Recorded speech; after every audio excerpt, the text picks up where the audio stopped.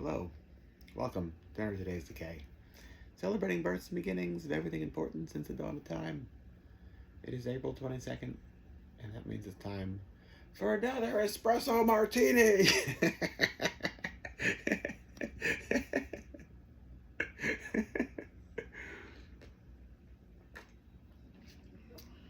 Oh yeah, that's the stuff. All right, so what happened today? 1840, Odilon Radon was born. I may or may not be pronouncing that correctly. You never know. But he was an artist who I was very lucky to have seen an exhibit of his at the MoMA, let's say about 15, 20 years ago. What year was it? 2005? 2004? I don't know. MoMA.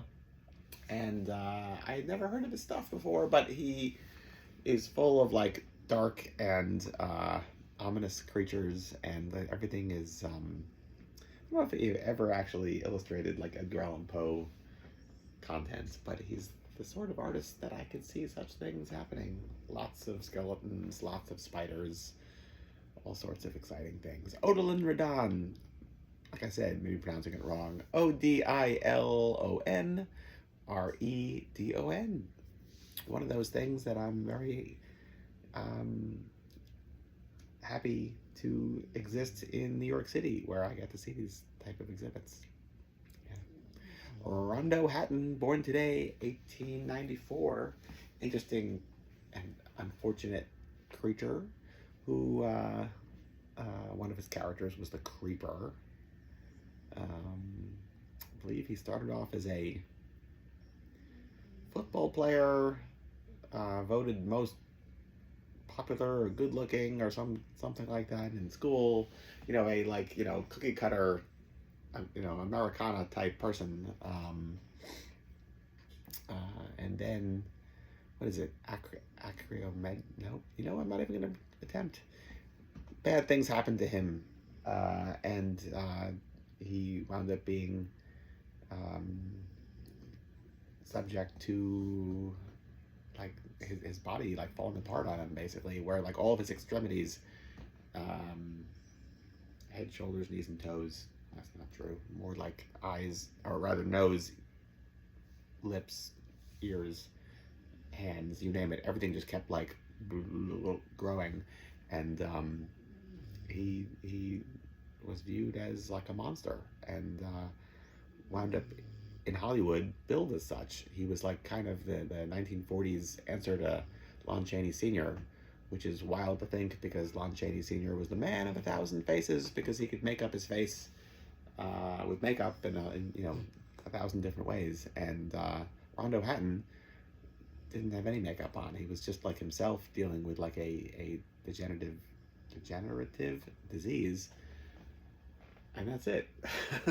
As like horrible and gut-wrenching as that is. And so there he was, like progressively getting worse and worse in each movie he was in, not because of like Jack Pierce's makeup or something like that, but rather just because like his disease was getting the best of him, and like his body was taking it was taking a toll on his body. Yeah. John Waters, born today in 46. Love John Waters. Yeah.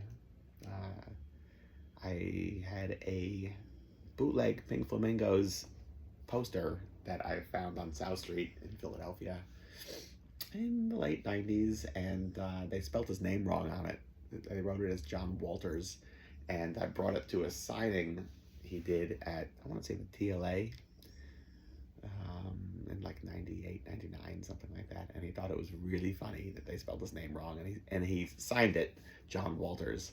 And ridiculously, I cannot find this poster today, and it's kind of, I think I brought it up a month or two ago on this thingamajig, and it's kind of like bored into my brain of like, where's that poster? Like, that's ridiculous. How did I couldn't have just thrown it out. Did I give it? There was a point where I was like literally gifting things in my apartment out to friends, like a lot. And I think that might have been one of those things, but like, would any of them have appreciated that story? And where is it now? I don't know. Yeah. Anyway, the Two Eyes Coffee Bar opened its doors for the first time today in 1956. I got to go to where the Two Eyes Coffee Bar was on my last trip to England in March, and I was really happy I did. It's kind of one of those bucket list things. I love going to places that don't exist anymore, although of course I'd prefer if they still existed, but I think from like a energy standpoint, I think I was like yelling about this yesterday, that like we're just molecules who have like convinced ourselves inaccurately that like we're human beings, and that like energy seeps from like a parallel universe or something like that. I think that's what I was yelling about yesterday. And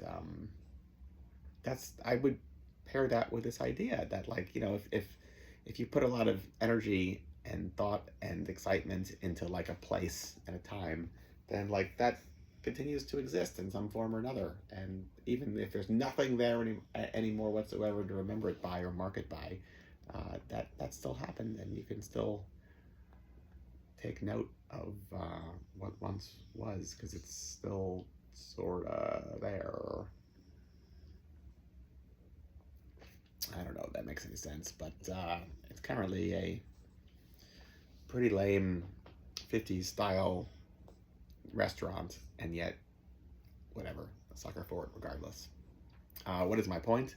Two Eyes Coffee Bar was the epicenter of 50s British rock and roll, where kids would just get like transfixed by espresso. Ha ha! Didn't even do that on purpose.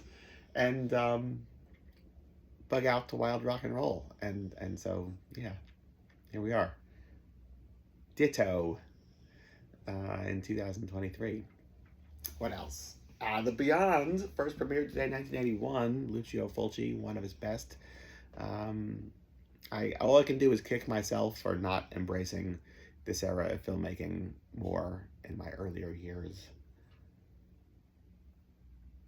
because it's really good. And my old roommate, Gene Altieri III, used to screen this and many more of this era of stuff all the time. And I was like, yeah, I like Universal monster movies and silent stuff, and I will watch what you're watching, but I'm not really into it. And I was wrong. I'm wrong a lot, and this will be one of those times. This stuff is great. The Beyond, excellent. All for it. Fulci lives. Anyway, that's it. April 22nd, from me to you. Till tomorrow. Goodbye.